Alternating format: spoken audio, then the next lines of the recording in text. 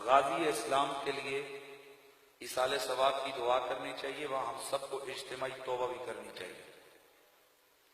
یہ میرے اپنے دل کی آواز ہے۔ ہم کچھ بھی نہیں کہتے ہیں کہ کیا کیا کیا نہیں کیا، جو کیا وہ بھی حضور کے لیے کیا، جو غلطی ہوئی وہ بھی سرکار ہی کرم فرمائیں گے، جو کمیاں ہوں۔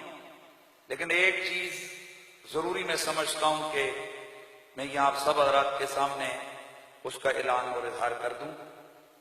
جس دن سے غازی اسلام ملک ممتاز قادری صاحب نے اپنا وہ عمل کیا، 3 سیکنڈ کی حضور کی غلامی کی، 3 سیکنڈ کی سرکار کی غلامی کی، میں حلفاً کہتا ہوں اس سے پہلے میرا ممتاز قادری صاحب سے کوئی علیہ سلیح نام لے کر نہیں تھا۔ ویسے ان کا ایک خط میرے پاس ان کے والد گرامی لے کے آئے تھے، انہوں نے اس میں لکھا تھا کہ وہ پچھلے 9 سال سے میرے جمعے کے خطابات سن رہے ہیں، لیکن میں سچی بات ہے ہمیں نہیں پتا تھا کہ یہ ممتاز قادری ہیں، ایلیٹ فورس میں ہوتے ہیں وغیرہ۔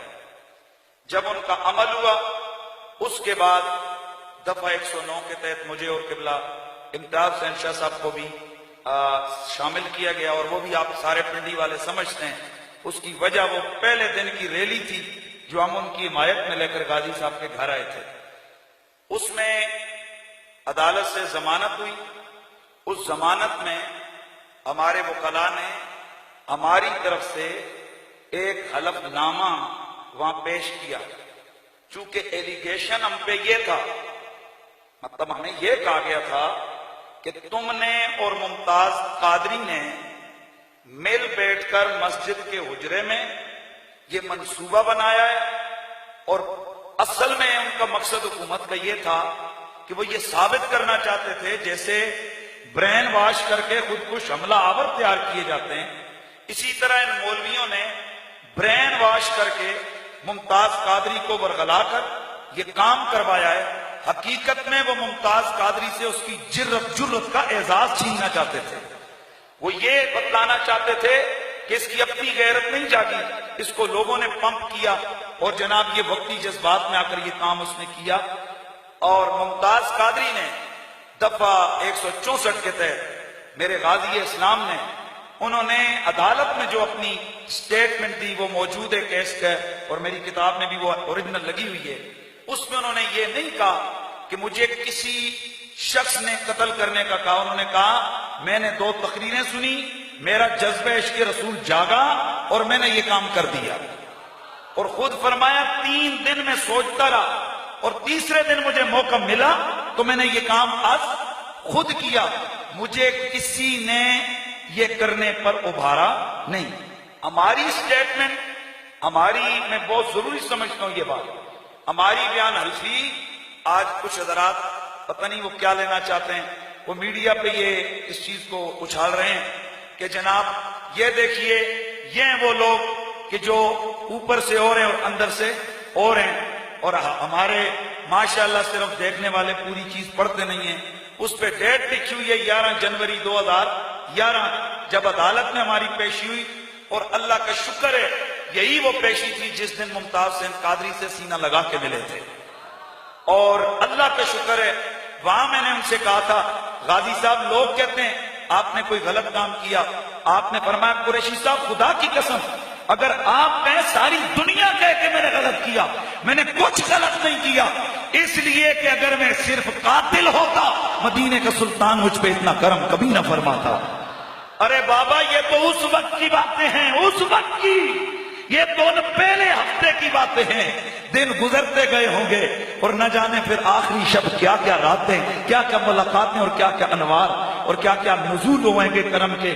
وہ میرے دلپذیر بھائی ہمیں بتا رہے تھے، اور یقین کریے کیجئے کہ الحمدللہ ہمیں ایمان ہے کہ اللہ تعالیٰ نے ممتاز حسین قادری کو جو عشق رسول کے جذبہ عطا کیا، ایسا جذبہ اور اتنا کرم میں سمجھتا ہوں کسی اور پر ہمیں نظر نہیں آتا۔ تو میں اس کی بڑی ضروری وضاحت اس لیے کر رہا ہوں کہ اس بیان حلفی میں ہم نے یہ وضاحت کی کہ بھائی اس کام سے پہلے میں حلف اٹھاتا ہوں کہ میرا ممتاز قادری سے کوئی جان پہچان رشتہ نہیں تھا. بالکل صحیح ہے. ان کے گھر والے بتا سکتے ہیں کہ کوئی میرا آنا جانا، کوئی تعلق، کوئی رشتہ نہیں تھا. مجھے ٹی وی کے ذریعے پتا چلا کہ ممتاز نے کوئی کام کیا. میں نے ممتاز قادری کو کھڑے ہو کر نہیں کہا کہ اٹھ اور تو گورنر کو قتل کر. یہ تینوں باتیں سبحان اللہ. بس میں یہ آخری جملہ پورا کر کے میرے کو حضور قبلہ فرماتے ہیں ہاتھ سے جلتے رہتے ہیں، آپ اپنا کام کریں. لیکن بہت ساری یہ حضرات سویرے سے آ کر مجھے کہہ رہے تھے، میں اس لیے میں نے کہا میں 2 منٹ یہ ضرور عرض کروں گا. تو آخری بات یہ ہے کہ اس میں نے یہ کہا کہ بھائی ہم میں سے کسی نے گورنر کو، یہ ادھر سارے لوگ یہاں موجود ہو، میں نے نہیں کہا کہ اٹھ ممتاز قادری تو گورنر کو قتل کر. یہ میری بیان الفی. اس میں کہاں موجود ہے کہ غازی اسلام، اور میں قسم دے کے ان انویسٹیگیشن آفیسرز کو کہتا ہوں جن میں ایک ایس پی ہارون جویا ہے، اسے بلاؤ اور پوچھو. جس دن انویسٹیگیشن کے دوران اسلام آباد میں ہم سے پوچھا گیا تھا کہ کیا آپ ممتاز قادری کا ساتھ دیں گے یا آپ چھوڑ دیں گے، میں نے کہا لکھو سٹیٹمنٹ کہ ہم ممتاز قادری کو پہلے نہیں جانتے تھے لیکن اب آخری دم تک اس کا ساتھ کبھی نہیں چھوڑیں گے.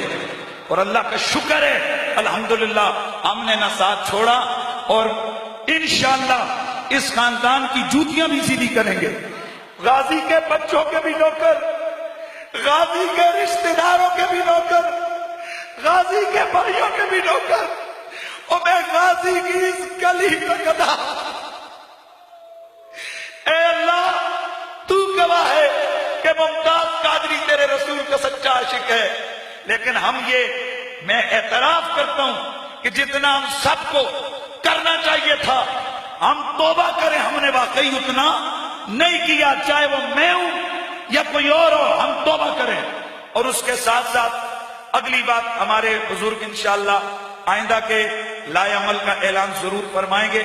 عام ترین جو چیز آپ سے میں نے اس کو پاس کروانا ہے، اور انشاءاللہ ہم ضلعی حکومت سے پہلے ریکویسٹ کریں گے، نہیں تو ڈنڈا جس کو کہتے ہیں نا وہ بھی ہمارا طریقہ ہمیں آتا ہے. یعنی ہم امن والے بھی ہیں اور الحمدللہ دوسرا طریقہ بھی آتا ہے. کری روڈ پہ ہم نے پہلی ریلی پہ اعلان کیا تھا کہ یہ جو روڈ ہے کری شہر اسلام آباد کا ادھر ہے، یہاں کوئی علاقہ کری کا نہیں لگتا. یہ بہت پرانا، کئی 100 سال پرانا نام تھا کری روڈ. اب اس روڈ کا نام آج سے انشاءاللہ ممتاز حسین قادری روڈ ہے. کیا آپ اہل علاقہ ہو؟ بتاؤ کہ کیا اس کو تسلیم کرتے ہو کہ نہیں کرتے ہو؟ ممتاز قادری روڈ. کون سا روڈ؟ ممتاز حسین. ہم ہر بندہ اپنی دکان پہ